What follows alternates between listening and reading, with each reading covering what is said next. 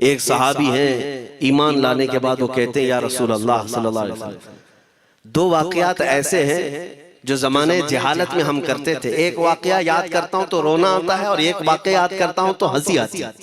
حضور نے فرمایا وہ دونوں کیا ہیں بتاؤ؟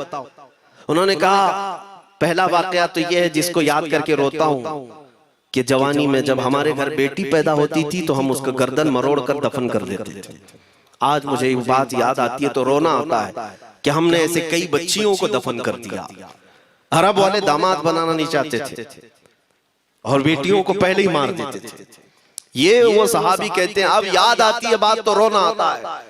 میرے آقا صلی اللہ علیہ وسلم نے فرمایا پھر ہنسی کس بات پر آتی ہے؟ کہتے ہیں زمانے جہالت میں ہمارے خدا جو ہوتے جن کی ہم عبادت کرتے تھے تو جب سفر میں جانا ہوتا تھا تو آٹا گوندھ کر کے خدا بنا لیتے تھے، کیونکہ سفر میں جانا ہے اور ہر جگہ ان کو ساتھ میں رکھنا تھا خدا کو۔ وہ صحابی کہتے ہیں سفر کے خدا اور ہوتے تھے، ہوا کا الگ، پانی کا الگ، مٹی کا الگ، سب لے کر کے چلتے تھے۔ پھر حضور نے فرمایا ہنسی کس بات پر آتی ہے؟ وہ کہتے ہیں بیچ راستے میں اگر کھانا ختم ہوا تو کبھی خدا کا ہاتھ توڑ کے کھاتے تھے، کبھی پیر توڑ کے کھاتے تھے۔